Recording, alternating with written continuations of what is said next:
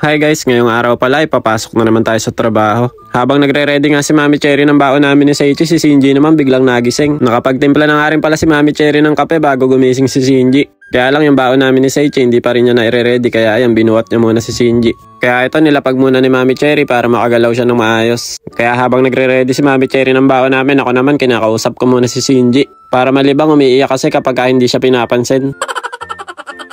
Ang bilis ng panahon guys, no? Magdadalawang buwan na kagad si Shinji. Parang kailan lang nasa tiyan pa si Shinji, ngayon ang laki-laki na. Bale, ito pagkatapos ko nga magkape, nagpaalam na rin ako kay Shinji pati kay Mami Cherry. Bale, itong vlog pala natin ngayon guys, nung Lunes pa to, ngayon ko nga lang siya na-edit dahil nagpahinga ako ng 2 araw. Sobrang busy kasi namin nung Lunes, ang dami namin ginawa tapos ginabi na rin kami natapos. Kaya naisip ko na magpahinga na lang muna kaysa pilitin ko yung sarili ko na pagod ako tapos mag-edit pa ako, diba? Kaya naisip ko na ito na lang muna yung upload ko ngayon kasi sayang naman ko i-delete ko. Bale, ito guys, fast forward, nandito na ako sa station malapit sa trabaho namin. Sa Tamachi nga pala yung trabaho namin ngayon, medyo malapit lang din sa bahay. Siguro mula sa station na pinakamalapit sa amin, mga 5 station lang yung layo niya.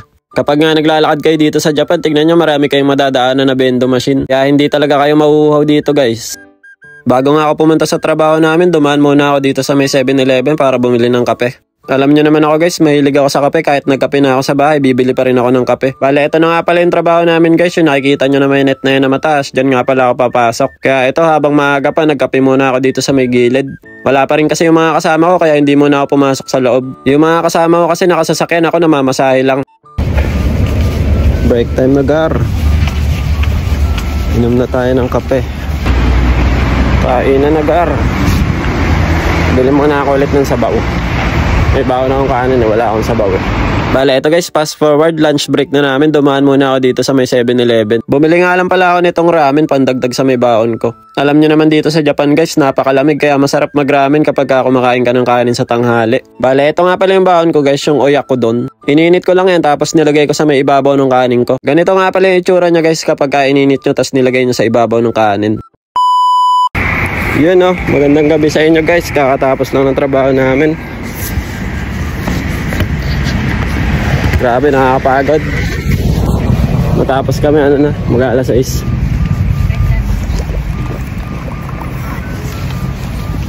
Mag-aalas 6 na ng gabi. Busy kasi tapos meron kami tinapos. Buti na lang may tinapay ako dito. Kaya mo na tinapay. Gutom na eh.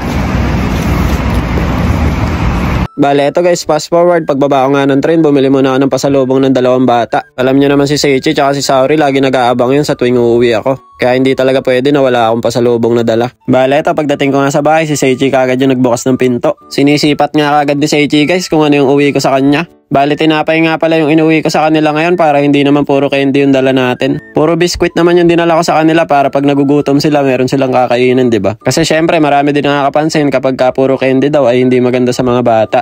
Tapos si mama naman ito, nagsasampay ng mga damit namin. Diyan lang kami nagsasampay guys, wala kasi kaming balcony kaya wala kaming sampayan. Si Mami Cherry at si Shinji, ayun, nakahiga naman. Bale, ito nga pala yung pagkain namin nung Lunes nung gabi guys. Pinadala nga lang pala sa amin to ng mama ni Mami Cherry. Ang galing nga nitong pizza na to guys, meron cheese sa gitna. Sabi ni Mami Cherry, fountain daw yung tawag dito pero mukhang bundok eh, no?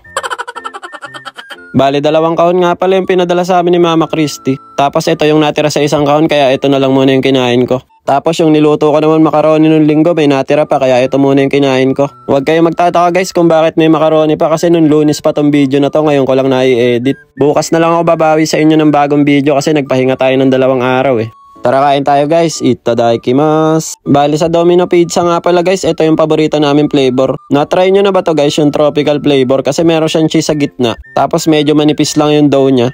Tapos tsaka nyo lalagyan ng hot sauce guys o kaya yung tabasco. Nako, kainam talaga. So paano guys, hanggang dito na lang muna, babawi na lang ako sa inyo bukas. Kita-kits na ulit tayo next video.